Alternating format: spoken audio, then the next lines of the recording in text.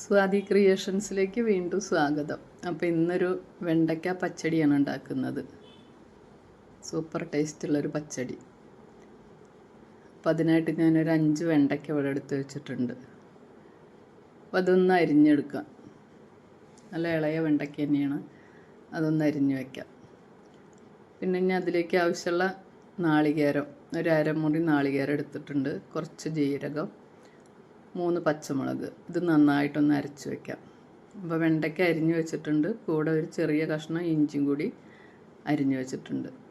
ഇനി ഒരു ചീനച്ചട്ടി അടുപ്പത്ത് വെച്ച് വെളിച്ചെണ്ണ ഒഴിച്ചു കൊടുക്കാം. അപ്പോൾ വെണ്ടയ്ക്കൊന്ന് വറുത്ത് കോരാനുള്ള വെളിച്ചെണ്ണ വേണം. അപ്പോൾ അത് ഒഴിച്ചിട്ടുണ്ട്.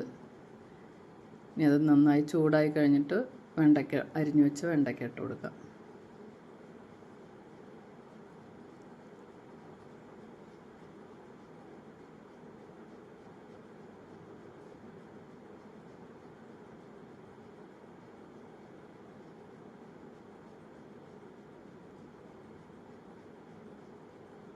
അപ്പോൾ അതിൻ്റെ പച്ചനിറം പോവാതെ നമുക്കിതൊന്ന് വറുത്തെടുക്കാം. വളരെ ചെറിയ ചൂടിൽ മതി തീ.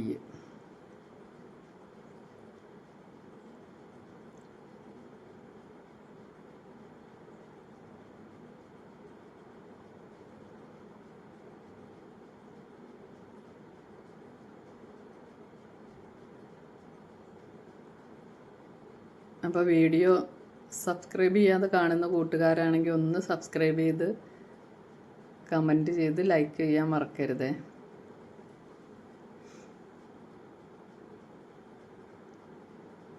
ഒന്നവിടെ കിടന്നിട്ടും എല്ലാം ഒന്ന് മൂത്ത് വരട്ടെ. അപ്പോൾ അതൊന്ന് മൂത്തിട്ടുണ്ട്. ഈ ഒരു പാകത്തിൽ മതി. അപ്പോൾ അത് കോരിയെടുക്കാം.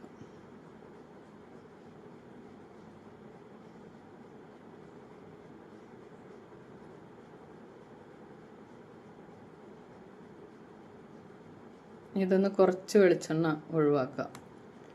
കഴിഞ്ഞിട്ട് കടുക് ഇട്ട് കൊടുക്കാം. കടുക് പൊട്ടിക്കഴിഞ്ഞാൽ 2-3 വറ്റൽമുളക് ഇട്ട് കൊടുക്കാം.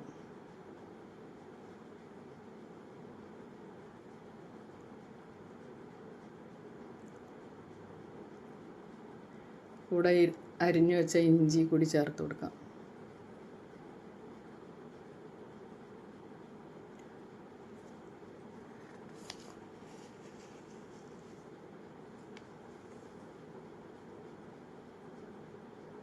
ഇനി കുറച്ച് കറിവേപ്പില ചേർത്ത് കൊടുക്കാം.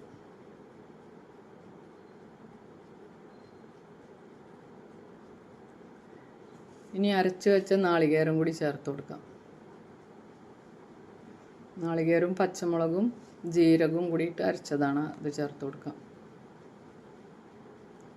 ഇതൊന്ന് തിളച്ച് വന്നിട്ട് ഒരു 1/2 കപ്പ് തൈരും കൂടി ചേർത്ത് കൊടുക്കാം. ആവശ്യത്തിന് ഉപ്പ് ചേർത്തിട്ടുണ്ട്. അത് സ്കിപ്പായി പോയിട്ടുണ്ട്.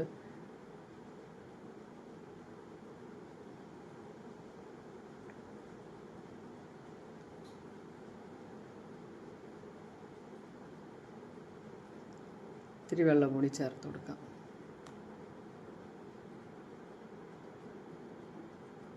അത് തിളച്ച് കഴിഞ്ഞിട്ടുണ്ട്. ഇനി എടുത്ത് വെച്ച 1/2 കപ്പ് തൈര് അതും കൂടി ചേർത്ത് കൊടുക്കാം.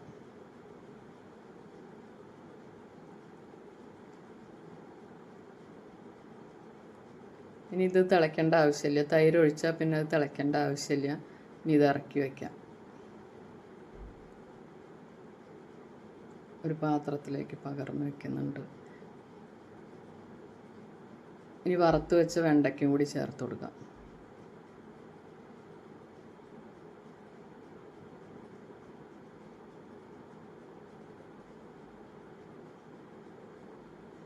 അപ്പം വെണ്ടയ്ക്ക പച്ചടി ആയിട്ടുണ്ട്.